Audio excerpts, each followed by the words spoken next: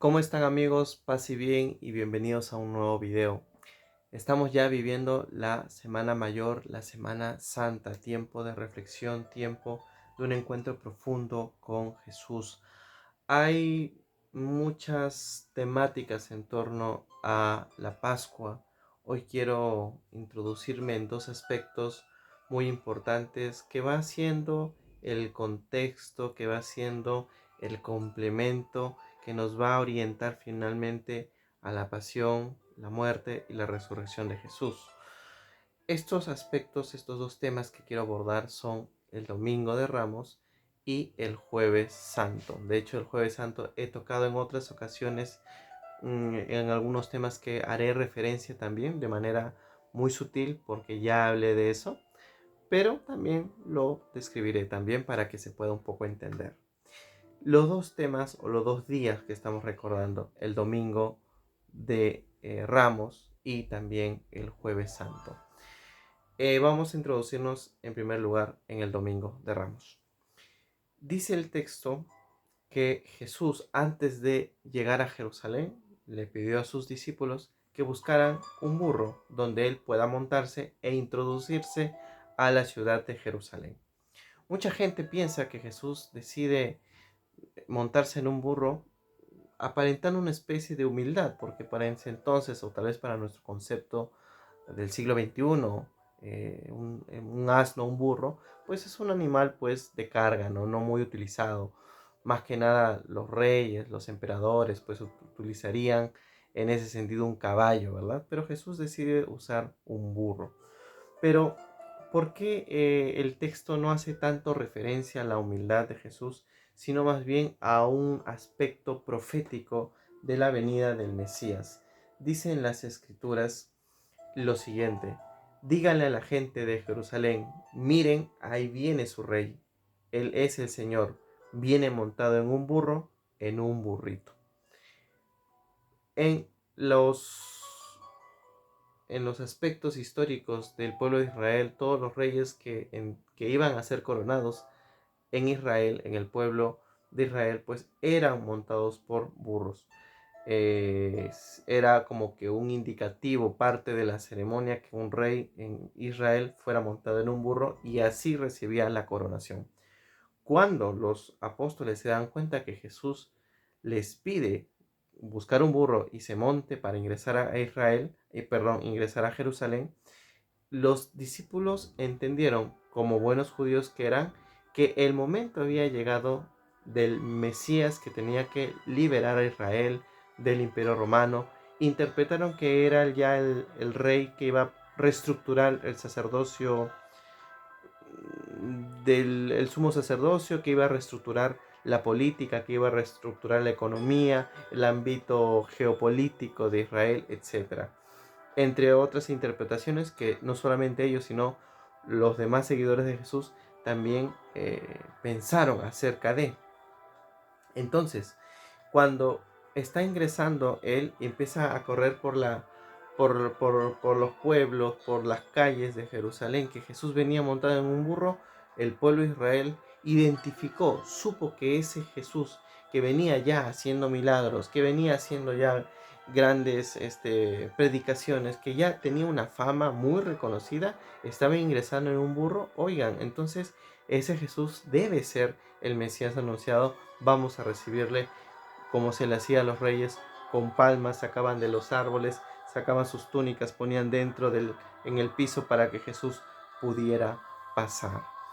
Pero pasa algo muy curioso, que Jesús está introduciéndose a Jerusalén, pero es importante reconocer que Jesús vive su experiencia de pasión, muerte y resurrección dentro del contexto religioso de la Pascua judía. El domingo de Ramos, que nosotros llamamos Domingo de Ramos, ese mismo día es que de todo Israel venían todas las personas, generalmente los padres de familia, líderes de hogar, venían y traían un cordero de un año sin defecto y macho. Lo traían dentro de Jerusalén. Todos los corderos con esas características eran introducidos a Jerusalén. En otras palabras, el día que Jesús ingresa a Jerusalén y es aclamado rey, Hosana, bendito es el que viene en el nombre del Señor, bendito es el hijo de David, ¿no? Y otras proclamaciones y alabanzas a favor de Jesús, el Mesías anunciado. Ese mismo día que ingresaba a Jerusalén, ese mismo día por otra puerta estaba ingresando también los corderos que estaban destinados a ser sacrificados, palabra importante, sacrificados para la Pascua. Entonces los apóstoles al llegar a Jerusalén ven que Jesús empieza a hacer, incluso Jesús después va al templo y bota a los mercaderes y se enoja y dicen que han convertido la casa de mi padre en casa de ladrones.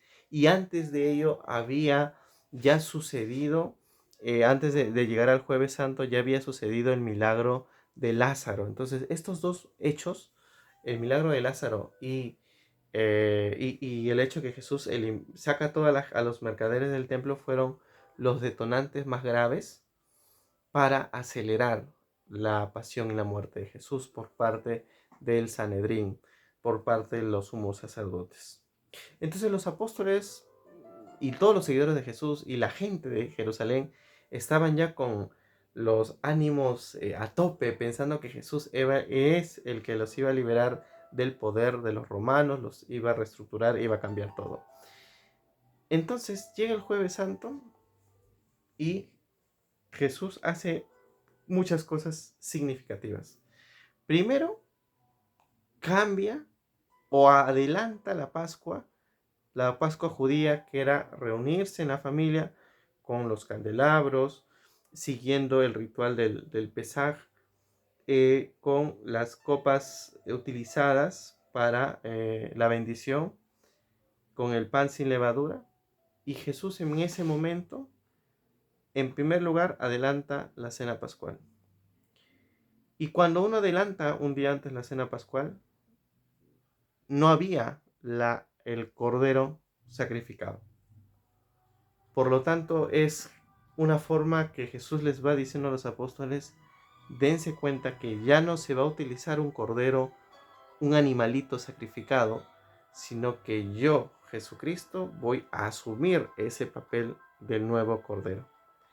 Tanto es así, es que Jesús empieza a utilizar: esto es mi cuerpo, esto es mi sangre, sangre de la alianza nueva y eterna, que lo hago presente para el perdón de los pecados. Esta frasecita que utilizamos todavía en la Eucaristía era única y exclusiva para la casta sacerdotal, y que lo hacía solo cuando, una vez que los corderos eran sacrificados, se echaban toda su sangre en copas de oro o plata y eran echados al altar. Mientras lo hacían y hacían acciones de gracias y alabanza a Dios, mencionaban esto: esta es la sangre sacrificada por los pecados del pueblo, esta es la sangre que sella un nuevo pacto con Israel. De igual manera, Jesús dice estas palabras, y desde ahí yo creo que los apóstoles empiezan a desazonar, a sentirse raros, sentirse un poco extraños, porque Jesús empieza a hacer cosas que no corresponden a la Pascua genuina que generalmente se suele hacer. Más aún, Jesús complementa con unos gestos muy raros aún, porque antes de celebrar la Pascua, Jesús decide lavarle los pies a sus apóstoles, cosa que hacían solamente los criados.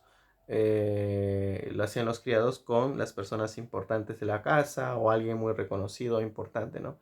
Jesús asume ese papel del que sirve, le lava los pies. Tanto es así que tan raro fue esto que Pedro le dijo: por favor, maestro, no me laves los pies. Y Jesús le dice: si no te lavo los pies, no tendrás cabida conmigo en el reino, ¿no? Y Pedro dice: bueno, ya, lávame, que no solamente sean los pies, sino también la cabeza y todo el cuerpo, ¿no? Hace ese gesto, luego instituye la Eucaristía con terminología sacrificial, no solo de alabanza o de agradecimiento, sino de sacrificio.